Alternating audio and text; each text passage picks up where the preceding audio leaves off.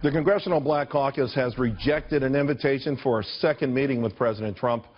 They cite frustration with the administration's lack of action on the objectives presented at their first meeting with the president back in March. Assistant to President Trump, Omarosa Manigault, sent the invitation to the CBC earlier this month, and she joins me now from the White House. Omarosa, welcome to the show. Hey, Charles, how are you? I'm good. I was very distressed to read this news yesterday, and then, of course, to see it fleshed out today, more of a soap opera sort of thing, where somehow you have become the main reason for them saying that they don't want to be part of a reality TV show. April Ryan put out a series of tweets saying that somehow that you were creating or starting fights with members of the Congressional Black Caucus, and they just don't want to be a part of it. Well, it's very contradictory when they say that they haven't been in communication with us, and yet they put out rumors that I've been in communication with them. So it's obvious that they don't have their story together. The truth of the matter is they sat in front of the president and the vice president of the United States on March the 22nd right here at the White House and made a commitment to meet with the president to work through the myriad of issues that they presented. They have 49 members of the Congressional Black Caucus from different districts all over this country. Resolving their issues in a month and a half is just not possible, but coming to the table over and over again to work through these issues is the only effective way to get where they wanted to go.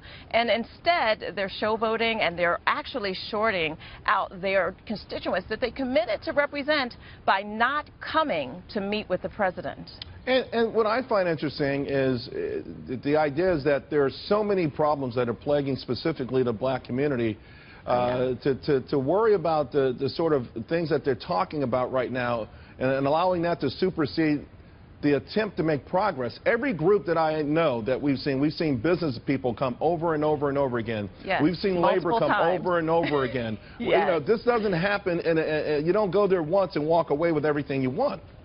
Well, you do when you don't have a serious commitment. It's obvious by his response to my letter inviting them back, as they committed to. It's obvious that they had no intention of ever sitting with the president. In fact, they called the invitation a social gathering, which nowhere in my letter did it ever say that it was social, but that just goes to show you that they're not serious. But if we think back, Charles, to their relationship with the previous administration, they had none. In fact, they had a very contentious relationship with the previous administration because of these same type of antics. In fact, Barack Obama didn't meet with the Congressional Black Caucus until 600 days into his administration. We met with them on March 22nd, which was at the 60-day mark of our administration. So the math doesn't lie. We were making a concerted effort, and unfortunately, they're not committed to getting their constituent issues on the table and at the forefront. In the White House, when these discussions do come up, what's the feeling? What's the mindset here? Because so many different things have been attempted over the last 5 decades or so to help inner cities. Yes. And we know that it's a dire situation, and despite what's happening with the overall country, it's always worse off.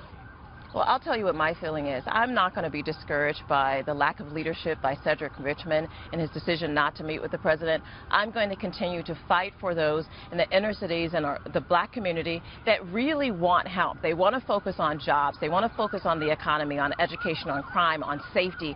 And just because of these antics by the CBC, that doesn't mean that they cannot get their issues heard. I'm going to continue to fight and meet with people and meet individually with members of the Congressional Black Caucus because it's important, and it's a commitment that the president made for 2.5 years on the campaign. We talked about him fighting for the inner city, talking to the American community, asking them, what have you gained from your loyalty with the Democratic Party? And I can tell you, if you look at the major inner cities, you look at Detroit, you look at Chicago, you look at New Orleans with Democratic leadership, and they're in really bad situations, bad conditions, and they need to come to the table. They need to be at every table fighting for their constituents. Right. But the only way to get heard is by coming to the table, and they've refused to do that. Well, speaking of antics, Maxine Waters, Representative Waters, has been really over the top with calls for impeachment of the president. Certainly, that's not the right way to start a dialogue or any sort of diplomacy.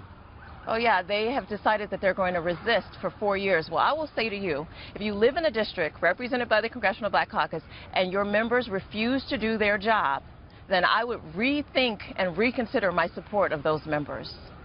Real quick, I want to also ask you about your efforts with historically black colleges. We saw what happened with Betsy DeVos at Florida A&M, and You know, a lot of people obviously have made up their minds. A lot of people in the black community, listen, from day one you're told Republicans are mean, they don't like you. I mean, listen, that's how you grow up, and that's how you believe it. And I applaud her for going down there. I applaud the president of Florida A&M as well.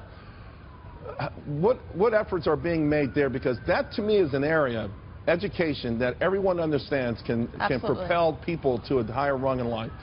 Well, as a proud graduate of Central State University in Ohio and Howard University here in the district, I can tell you that we are working very closely with black college presidents, with their student bodies, with members of and stakeholders of the HBCU community to make sure that the issues that are faced by the HBCU community are heard. One of the things that I'm so proud of in this budget you will see is year-round Pell Grant, level funding.